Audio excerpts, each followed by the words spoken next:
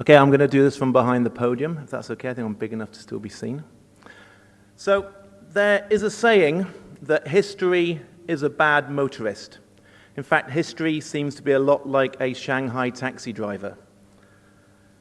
It doesn't signal before it makes a major turn. Now, there's a big turn coming up in the history of our categories, of our brands, and of our business. Within the next few years, consumers will be able to produce and consume the majority of the brands that we produce in their home, in their office, or in their car. They will be able to instantaneously produce any brand or product from around the world at the point of consumption. At the push of a button, they have access to the world's brands. Now, that seems to be like science fiction. We've talked a lot this morning about the realities of 3D printing, about the realities of instant production of foods and services. But the fact is, this isn't science fiction. This is happening, and it's going to revolutionize the categories we're in. Now, people here might be thinking, yep, that will happen. At some point this will happen, but it's not going to happen to me. It's not going to happen in the time that I'm going to be doing my job. It's not going to impact me on my day-to-day. But the fact is, it will. The things that we think are impossible right now aren't just probably going to happen, they're definitely going to happen. This is my son. This is Thomas Erskine McGinnes. He's 5 months old. He was conceived here in Shanghai. Now, we cannot imagine the world that he's going to grow up with and what he's going to see. This is Thomas's great-grandfather and namesake, Erskine McClintock. Now, Erskine is 86 years old. He lives in the same small stone cottage that he was born in rural Canada. Now, they didn't have running water in his cottage till he was 15 years old. They got electricity when he was 25. They got their first phone when he was 35 years old.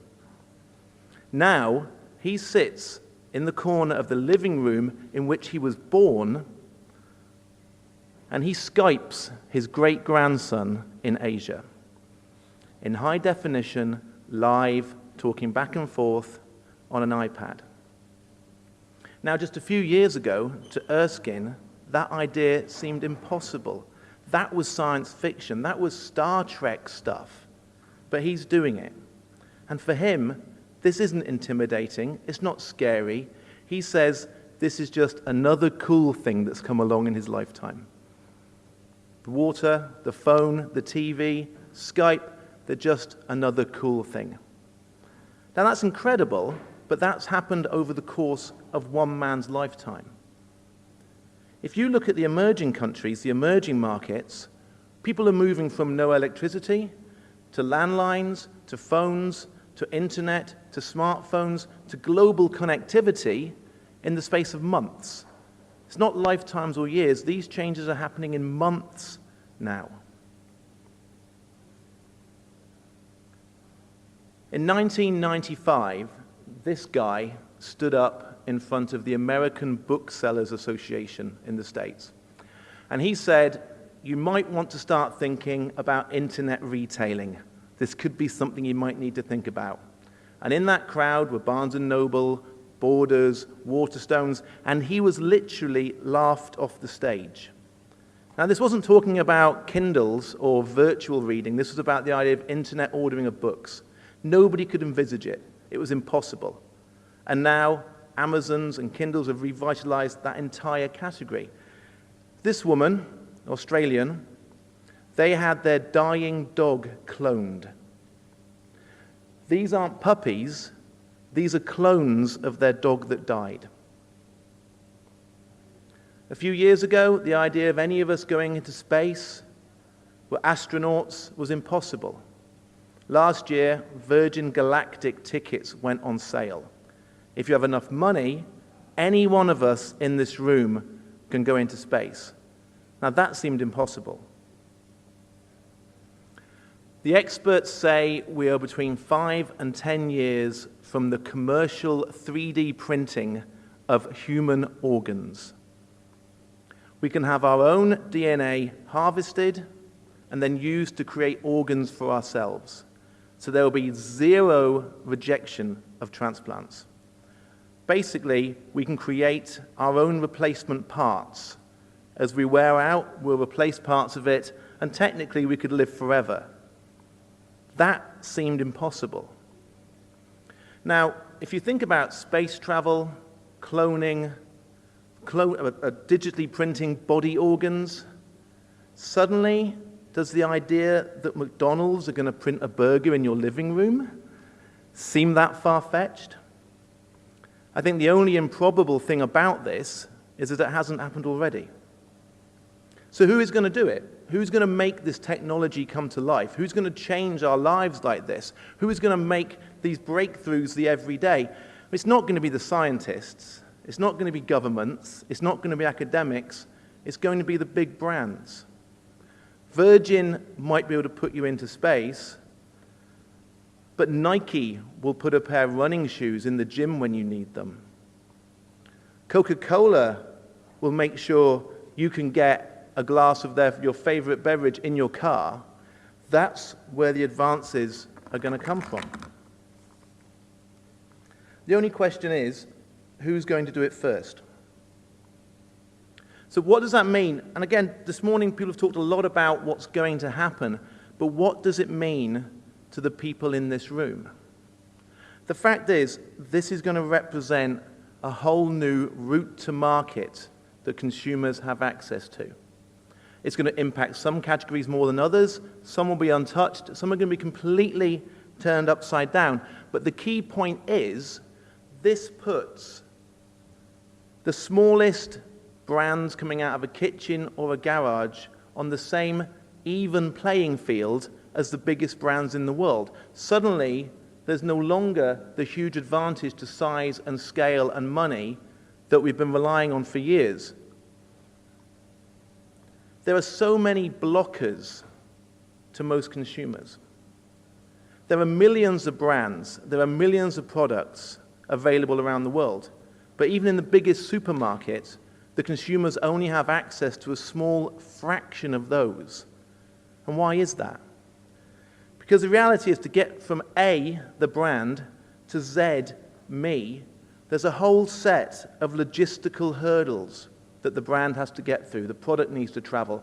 There's production, packaging, distribution, logistics, supply chain, legal requirements, import-export, listing fees, shelf space, point of sale, advertising.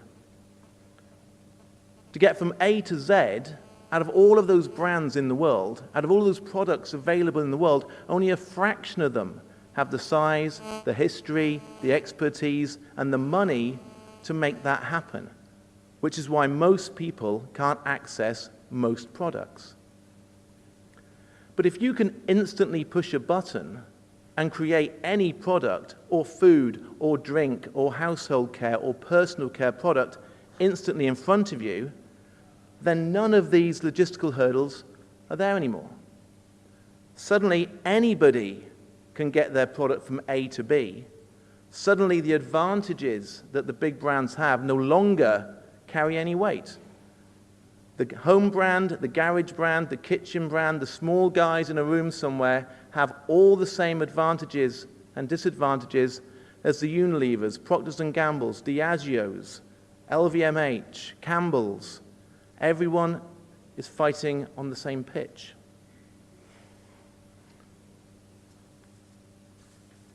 Now, obviously the retail model isn't going to change overnight. A lot of things that can happen don't happen. In theory, we could all eat food pills. We could eat protein and carbohydrate pills that would be a lot easier and cheaper than food. But we don't. The fact is, we like eating food. We enjoy eating food. We like going to restaurants. We could consume all of our media on our tablets, but people still go to bookshops. They still buy books. They like the feel of books. They like shopping for books. We could stream all of our movies and watch them at home. But going to the movies is more than just a film, it's an experience. So things aren't going to change overnight, but they will change. People will still go to restaurants. People will still eat pizza. They will still order delivery pizza. It might just get to them in a different way.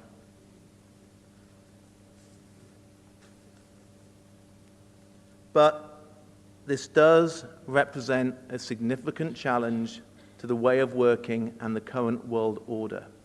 We can no longer rely on the advantages that we have over the smaller upstarts. So what we need to do is step back and think about what the brand means to people.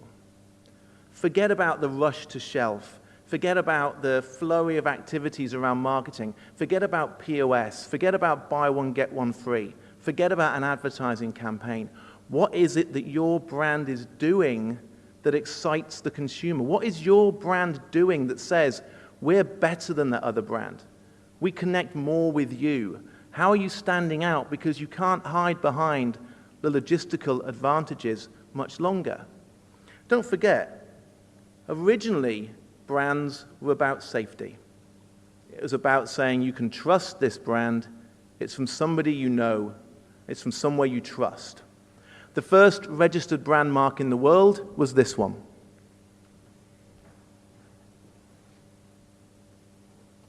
That's the Bass red triangle, and that was originally put on the bottles because people were dying from poisoned beer. Buying this one, you knew was safe. So brands were about reassurance. They were about safety. Then brands became about quality. You bought a brand because it was better quality than the alternative. And now branding is primarily about differentiation. But in the rush to that shelf, we seem to have forgotten why the brand exists. We've got caught up in the noise that we create, and we're rushing to fill shelf space, pointless NPD, innovation that doesn't innovate, and new products that don't give anybody what they want. And that is where the real danger is going to be. That is where smaller, faster, more nimble, agile startups will take advantage of this new technology and speed past you into the consumer's hearts. And this is what we do. This is what brand image does. This is what excites us. This is why we get out of bed in the morning and rush into the office, because we want to understand, what is it that excites your consumer?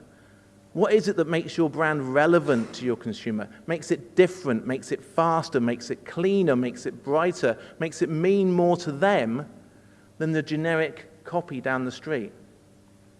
So that's where we want to talk to people about helping them get ahead of the wave rather than miss the wave.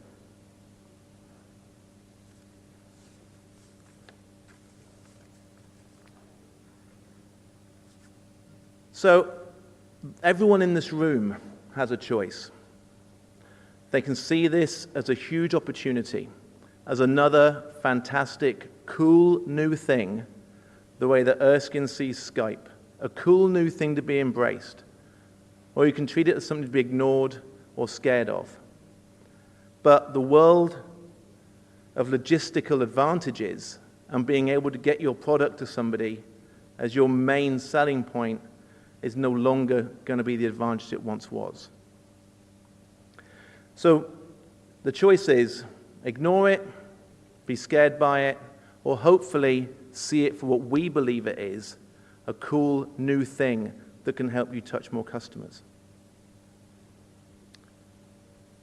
And just one last thing that hasn't been mentioned when we've talked about instant production and 3D printing is the impact it's going to have on your bottom line. If your consumer is producing the product themselves at the point of consumption, you have no production costs. You have no packaging costs. You have no distribution costs. Essentially, whatever the consumer pays you for the IP of your brand is pure profit. And without any packaging materials, without any production costs, your environmental impact becomes almost zero. Suddenly, you have a brand that produces phenomenal profits and has almost no environmental impact. That is good for the brand, it's good for the world, and it's good for our children. And that, we think, would be a very cool new thing. Thank you.